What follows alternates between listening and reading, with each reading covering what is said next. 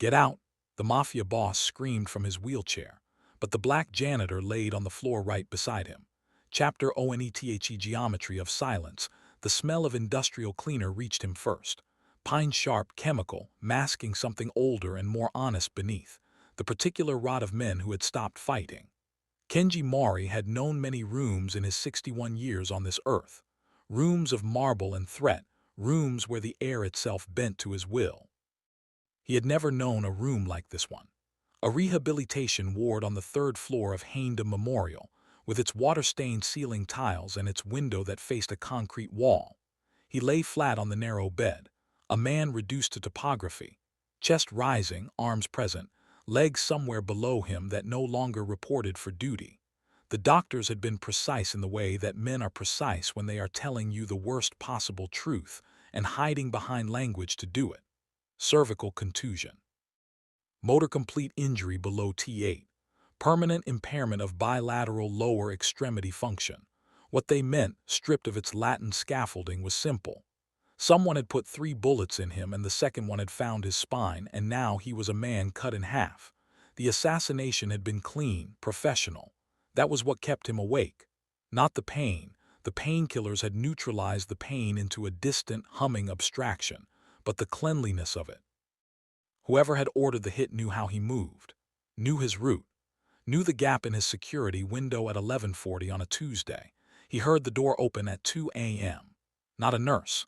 The footsteps were heavier, more deliberate, carrying the particular patience of someone whose job was to be invisible. He turned his head. A man in gray coveralls pushed a wheeled mop bucket into the room, moving with the unhurried efficiency of someone who had long ago made peace with the indignity of being ignored.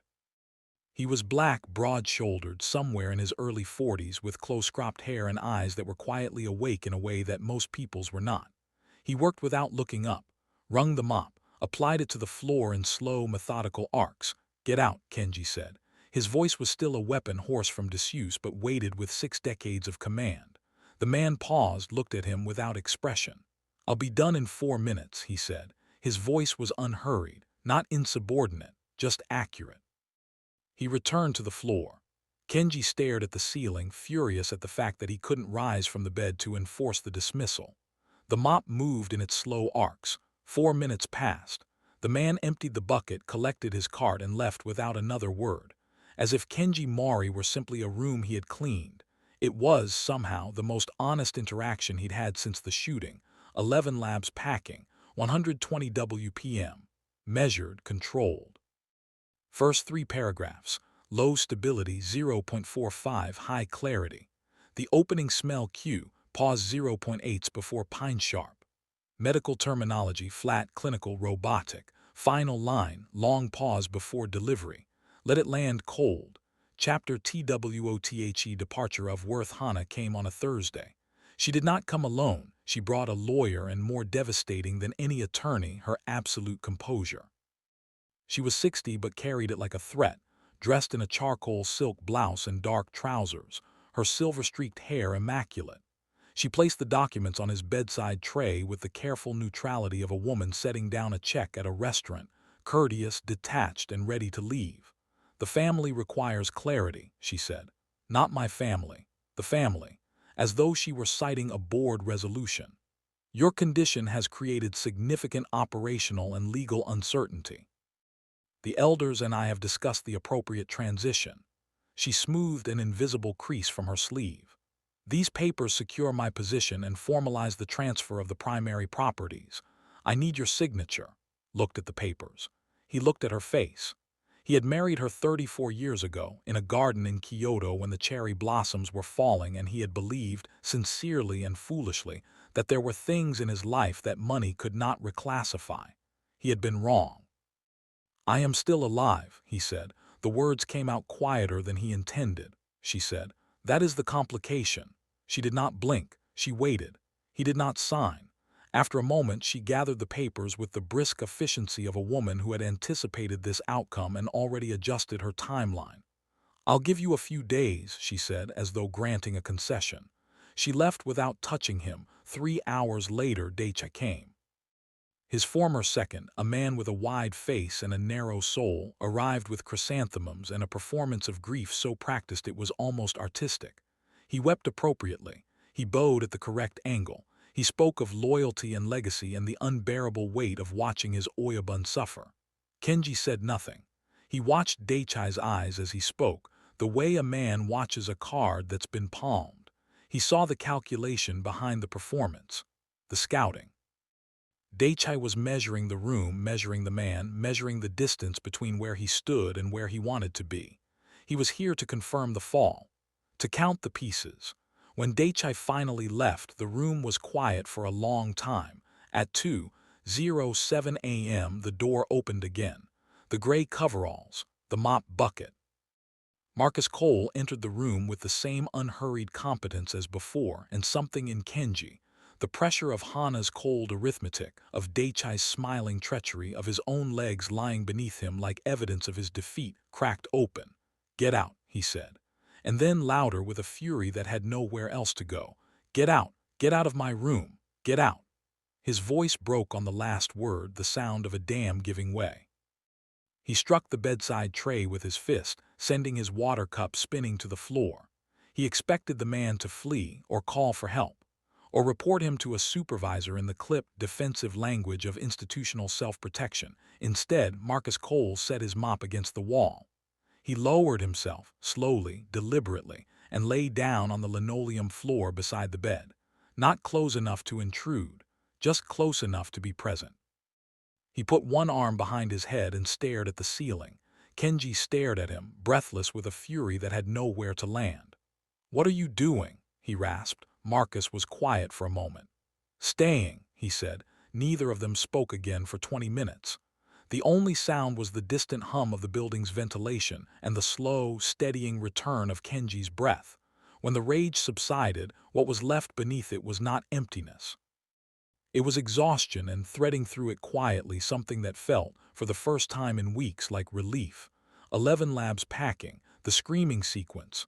Full-style exaggeration 0.85 high rate. Stop completely after get out. Allow 1. 5 silence. Then, slow, controlled, Kenji voice drops 2 registers for what are you doing? Marcus replies staying, flat, warm, unhurried. Long silence before next paragraph. This is the emotional axis of the entire script. Chapter THRETHE blueprint beneath the brumette became a strange and unspoken ritual. Marcus cleaned the room at 2 a.m. Some nights they did not speak. Other nights Kenji tested him the way he tested all men. With contempt, with silence, with the occasional cutting remark delivered to see whether the man would deflect or absorb. Marcus absorbed. He responded without defending himself, without apology, with the measured confidence of someone who had long ago stopped needing the approval of the room. One night, Kenji left a newspaper on his tray, a financial report about the collapse of a mid-tier development firm in Shinjuku. He hadn't planned to discuss it. He simply watched to see if Marcus would notice. The janitor glanced at the page while reaching past it to wipe the tray, and then paused. His eyes moved across the article with the focused brevity of someone reading a technical document, extracting meaning from structure. The foundation load was wrong, Marcus said. The firm over-leveraged against projected Phase 2 returns before Phase 1 cash flow was established. Classic base collapse. He set the tray cloth down. Continued cleaning. Kenji was still. "You read financial reports." "I read most things," Marcus said. "It's quiet at 2 a.m. It took another week before the full truth surfaced, not offered voluntarily but excavated by Kenji's patient, relentless questioning. Marcus Cole had been, before the gray coveralls and the mop bucket, a structural architect. Principal of Cole and Assant, a firm that had designed 4 award-winning mixed-use towers in Atlanta, a cultural center in Lagos, a civic library in Seoul. He had been exceptional. And then 7 years ago, a fraudulent partner had falsified structural certifications. A parking structure had partially failed. No one had died but 2 workers were injured, and Marcus had taken accountability, publicly, legally, financially, because he believed that was what a man of integrity did. He had lost the firm, his license pending review for years, and his savings in legal fees. He had rebuilt in the only way available to him, quietly at ground level until his license was reinstated 14 months ago. He had not yet decided what to do with it. Why not rebuild the firm? Kenji asked. Marcus looked at him. Because I'm still deciding what kind of architect I want to be this time. Studied him.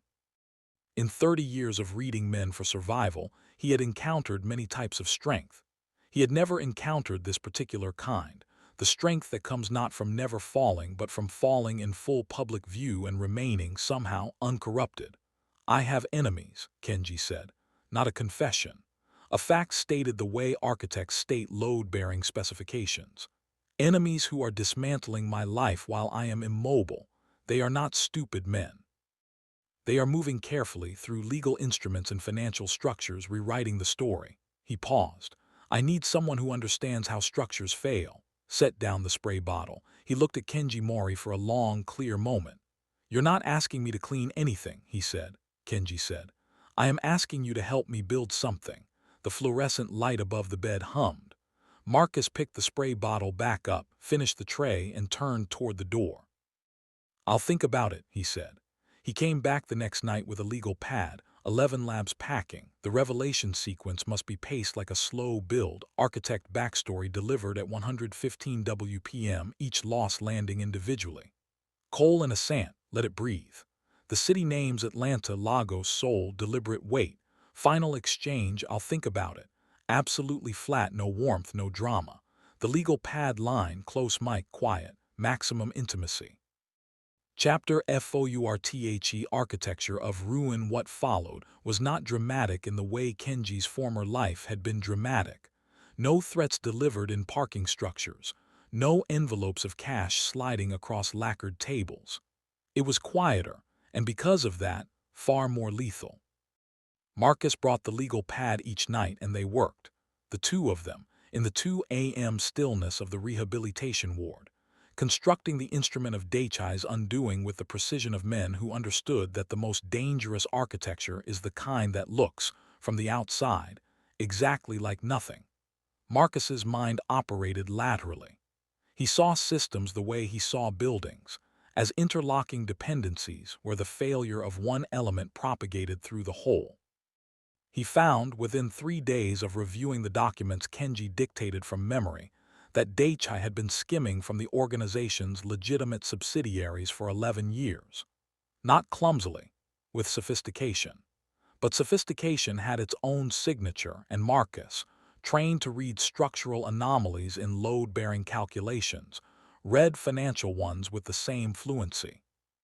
Kenji provided access, encrypted contacts, codes to dormant accounts, the names of men who owed him debts they had assumed were canceled by his paralysis. Marcus provided architecture. He designed the information package that would be delivered anonymously to the National Police Agency's Financial Crimes Division. Not a denunciation, a blueprint. Labeled, sourced, cross-referenced, irrefutable. Against Hana, the approach was different. Marcus counseled restraint where Kenji counseled fire. She thinks she is operating on a dead man's assets, Marcus said one night, his pencil moving across the pad. Let her. But these 4 accounts, he tapped the legal pad, she doesn't know they exist. Neither does her lawyer. They predate your marriage. They're yours. Untouchable. He had found them by asking the right questions, by listening to the full shape of what Kenji described rather than reacting to the emotional charge of the betrayal. He presented Kenji with a counter-petition that would be filed the morning Hana's lawyers moved against him, a document that would freeze her own position pending full disclosure of assets she had failed to enumerate. It was not revenge, it was equilibrium. Kenji signed it. On the night the NPA conducted raids across 4 of Daichai's operations, Marcus arrived at the usual hour. He did not mention it. He cleaned the room in his methodical arcs and then sat in the visitor's chair. Kenji had the television on muted, but the footage was unmistakable. Daichai being led from a building in Shibuya, his face a mask of disbelief and fury, the carefully maintained armor of a man who believed himself untouchable stripped away by the cold, impersonal efficiency of consequence. Kenji watched the screen. He felt nothing theatrical, no elation, no satisfaction of the cinematic kind. What he felt was structural. as if something that had been bearing weight in the wrong configuration had finally been correctly reset. He turned to Marcus. Marcus was watching him, not the screen. "You're not happy," Marcus observed.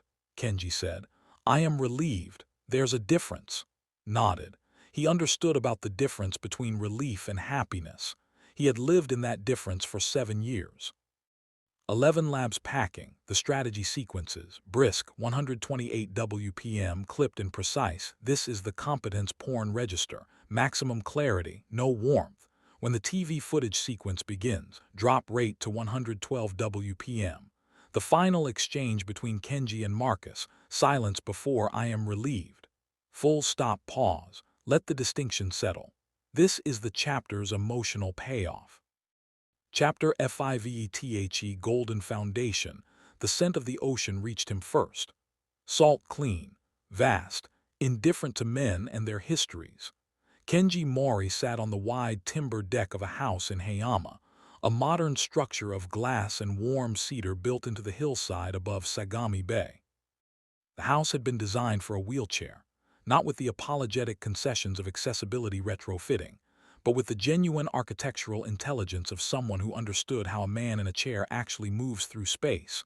What sight lines matter, where the light falls at different hours, where the threshold should be placed to let the outside in. Marcus had designed it. He had taken 18 months. He had consulted Kenji at every stage. Below, the bay was a dark, restless blue in the early morning.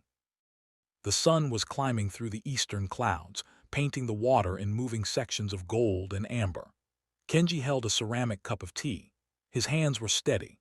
They had learned over the past 2 years to carry steadiness rather than threat. He heard the door from the interior open behind him, and the particular sound of Marcus's footsteps, unhurried, specific, the walk of a man who had decided where he was going. Marcus set his own cup on the deck rail and stood beside him. He was dressed simply in a dark shirt and linen trousers. He was no longer a janitor. He was the principal architect of CM Partners, a firm with offices in Tokyo and Nairobi that specialized in civic infrastructure in underserved communities. Libraries, rehabilitation centers, mixed-use housing with wide corridors and honest thresholds. 3 projects under construction, 2 awards, a waiting list. He was building the kind of firm a man builds when he has decided, with full knowledge of the cost of the first attempt, exactly who he wants to be. Kenji's role in CM Partners was silent, advisory, structural in the financial sense, providing the quiet network of connections that legitimate firms sometimes needed and rarely admitted needing. He had a board seat. He had no title. He preferred it this way. His other enterprise was smaller, a consultancy that helped mid-tier organizations identify the financial anomalies in their structures before those anomalies became catastrophic failures. He was very good at this. He employed 6 people. They were paid well. The legal settlement with Hana had been precise and fair, which was the most devastating thing it could have been. She had received what was hers. He had retained what was his. No drama, no theater. Just the cold arithmetic of a marriage that had been, for both of them, a transaction that had run its course. He was not a happy man in the way that men in their 60s mean when they say they are happy, the comfortable, frictionless satisfaction of accumulated ease. He was something different and more durable. He was a man at peace with his construction. "You're thinking too loudly," Marcus said beside him. There was warmth in it, the specific warmth of men who have sat together in many silences and earned the right to name them. Kenji looked at him. In the early morning light, his friend's face was open, rested, the look of a man who had made choices he could sleep with. "I was thinking about foundations," Kenji said. "What holds?" Considered this. He lifted his cup. "Gold doesn't hold because it's hard," he said. "It holds because it doesn't corrode." He took a sip of tea, watching the water. "Even when everything else does." Looked back at the bay. The sun had cleared the clouds.